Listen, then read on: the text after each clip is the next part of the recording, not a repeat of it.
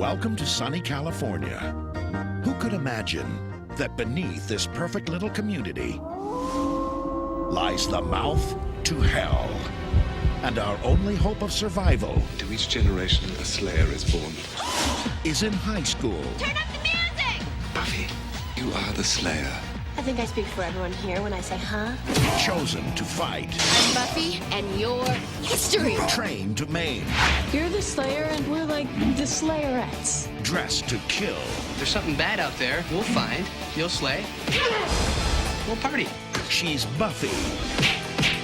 And no demon, Don't worry. I don't bite. no vampire, no creature from hell What is your childhood trauma? can stop her. Buffy!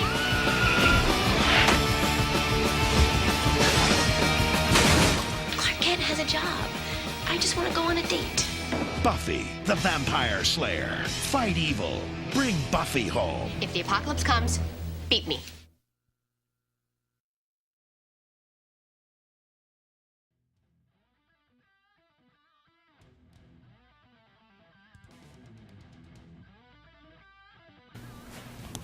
Back in March of this year, Buffy the Vampire Slayer, the television series, turned 20 years old. The reason I'm bringing this up is Buffy is one of my favorite shows of all time. So, I want to talk about why this show is so important and why almost every science fiction superhero television show on the market today has basically used the Buffy formula to find success.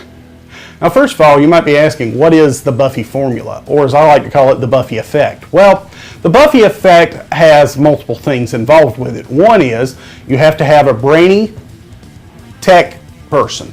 In that case, you're looking at Willow Rosenberg for the show. You have to have comic relief, which in some cases switches around from episode to episode, but is primarily Xander and in some cases Spike. Then, of course, you have to have your powered hero main character, Buffy. And, of course, her mentor, that would be Rupert Giles. So, there is your core cast of main characters, but they need a base, if you will, of operations. In the first season, of course, we had the library that carried through season 3. Season 4, we kind of had an up-in-the-air kind of base of operations that was primarily Giles' apartment. Then in season 5 on, up till the last season, you had the Magic Box. Now, you had a combination of the Magic Box and, of course, Buffy's house. So, now I want you to think about everything that I just said. Base of operations, tech guy, mentor, overpowered main character, and comic relief. Now, does this sound at all familiar? That's right. All of them. Think about it. You've got the Arrow Cave. You've got Felicity. You've got... Comic relief on Arrow is very hit and miss for me. I love Arrow, but you know what I'm saying. They don't really have a Cisco like Flash does. So comic relief is kind of all over the place in my opinion. But then of course you've got your powered main character, who arguably Oliver's not exactly powered, but you get the idea. He's still the central character. Then of course Flash makes a lot of sense because you've got Star Labs as their base of operations. You've got Flash as their overpowered main character. You've got Joe / Harrison Wells as the mentor characters. You've also got both Cisco Ramon and Caitlin as your tech people. And of course, Cisco is also the comic relief of the show. So you see where I'm going. All of these shows have borrowed the Buffy formula. There's a reason the show is as important as it is to pop culture, because I honestly don't think, at least to my knowledge, that there was a show that had this exact formula until Buffy came along. With that said, what do you think are some other shows that have possibly borrowed from the Buffy formula? Comment below, let me know. My top 5 favorite Buffy episodes. School Hard. First appearance of Spike and Drusilla.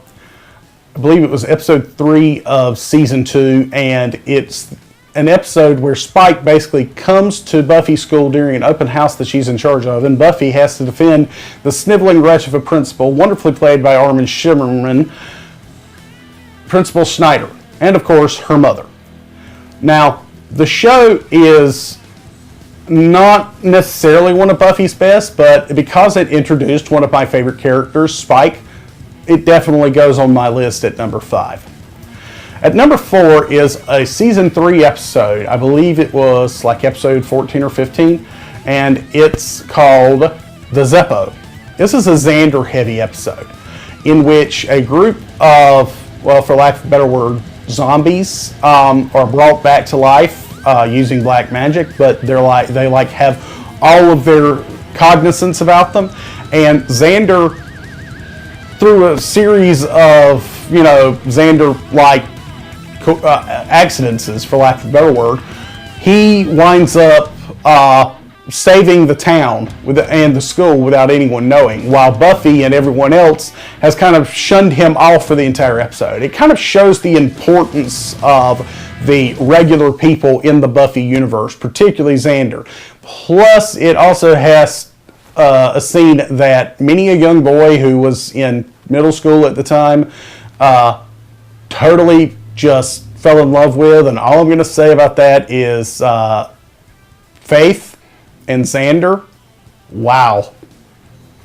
So, the next episode on my list is, a lot of people, myself included, for a long time thought, if they had ended Buffy at 5 seasons and ended it with her stopping glory, I think it would have been a great way to end the show. That said, if you're going to continue it for 2 more seasons, this was the way to end it. This show is one of the best calling cards to, what the show's legacy is. It's one of those things that you watch it over and over again and you realize that it perfectly wraps up the show the way you wanted to see the show wrapped up. You see character resolutions you never thought would happen. You see characters sacrifice themselves that you've come to love. You see a lot of things that really just make you realize how much you're going to miss the show, how much you're going to miss these characters in your life. So that's why it's number 3 on my list. Number 2 on my list is the season 3 finale, titled Graduation. Graduation is, of course, Graduation Day. Graduation Day. Graduation Day, of course, is the episode where the mayor ascends to his demon form with the intention of chowing down on the school and then, of course, destroying the town. But luckily, Buffy and friends know about this and can stop it.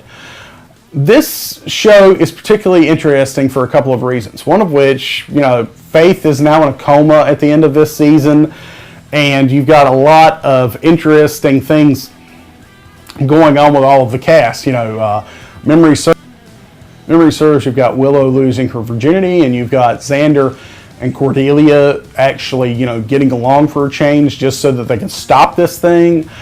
And then, of course, you've got something that most people, I don't think, realized was going to reverberate onto Angel, which is you see Harmony bitten by a vampire. Now, you see her bitten. You don't actually see, whether or not he drains her. You just see her bitten. And then, of course, when she shows up in season 1, possibly 2, I can't remember, of Angel, you suddenly find yourself going, holy shit, Harmony is a vampire.